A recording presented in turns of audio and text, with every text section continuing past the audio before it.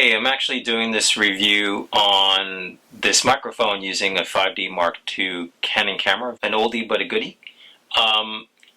This is two microphones in one. You're basically carrying two identical shotgun mics and have it feed to one single line, which is very useful when you're interviewing somebody behind the camera, which is what I hope to do one day. Post-lockdown. And so with this microphone facing me, it doesn't sound like I'm behind the camera. It actually sounds like the microphone is on me. And I don't have to wear a lapel mic. And then meanwhile, I have that pointing at my interviewee. So, which is great. Another good thing that this can do is you could change the modes. Look at this. I press it, it turns brighter, and I can tell you that light actually is bright enough for direct sunlight, as in you could read this in direct sunlight. And it dims down, it's to save batteries, and it actually does a very good job. I've been using this for like 3 hours, and it's just lost just a bit here. I don't know how long this battery lasts, but so far it's according to that progress. It seems like it could last for quite some time. So let's press this again. So sorry, turn that brightness again. And I've changed to mono mode, which is basically combining the two mics into one channel because it's meant to be pointing forwards. Notice that I haven't moved this, and the mode is changed by pressing the button. It's not by changing this. If I want it back to stereo again, I would set it like I press it again, and if you look closely, it says 30. I think what it is when you have two people close together having a conversation, and if you press it again, if they're further apart, if they're practicing social distancing, you'll set it to 90 degrees. And this is optimized for 90 degrees. So what I'm thinking is right now, they're probably setting a little algorithm in there to optimize for that angle, because you got the mics not actually pointing straight like this, but pointing at an angle. So maybe it's optimized for that. So, I mean, does my voice sound different when I press when I press these buttons? Here we go. We got this. This is meant to be directly pointing at me. And now mono, that shouldn't be any different. But how about this right now? 30 degrees versus 90 degrees. I mean, does that sound any different? Let's try that again. 30 degrees and 1, 2, 3, 90 degrees. 30 degrees, 90 degrees, you know? Let me show you the gain dial. It has a nice gain dial here. Let me just turn this around so you can see the gain dial. So as I decrease the gain, I'm actually increasing the gain. As I decrease it, you shouldn't be able to hear me as much. Yeah, you probably can't hear me at all during that time because the levelers are actually just really low. So right now I'm setting to 10. It's now it's showing orange, like I'm actually too loud perhaps. So let me just dial it back down.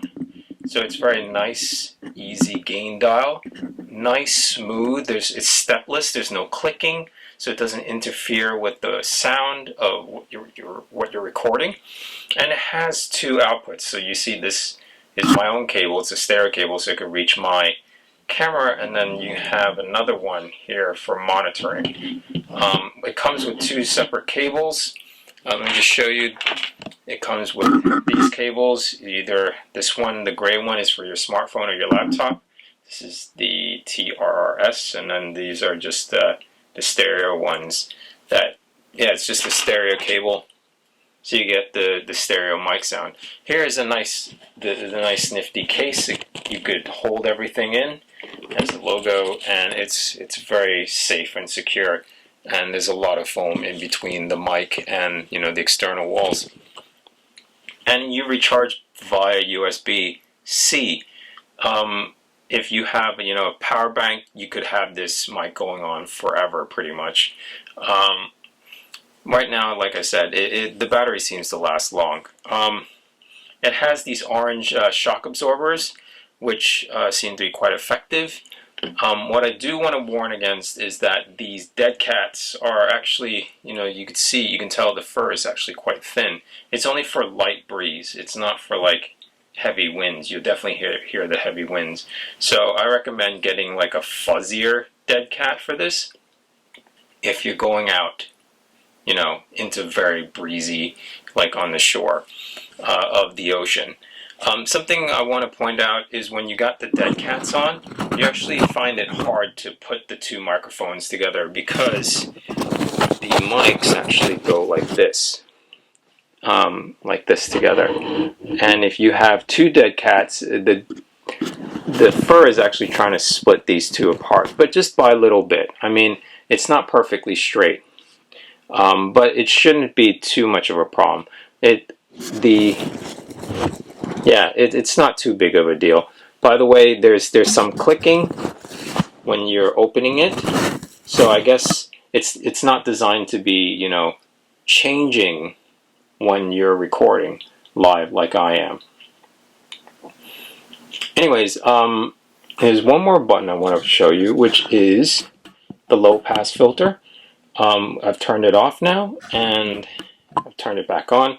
It shouldn't make a difference because my voice is quite mid-tone. It's not that bassy, and that's what that is for. It's to cut off the low end in case there's rumbling in the background. So yeah, I haven't tested it, but you could always, adjust this in post if you need to. It's not a big deal, but it's a nice to have. Just want to briefly show you the build quality of this. So overall, most of this top bit is metal. Actually, this bit is metal. This chassis is metal. But the sad thing is that this cold shoe is plastic. This is actually the most stressful point. And this is plastic, unfortunately. And this thing is plastic. So the main chassis is metal, this bottom bit, and it's what gives it a nice heft. But yeah, everything else is plastic.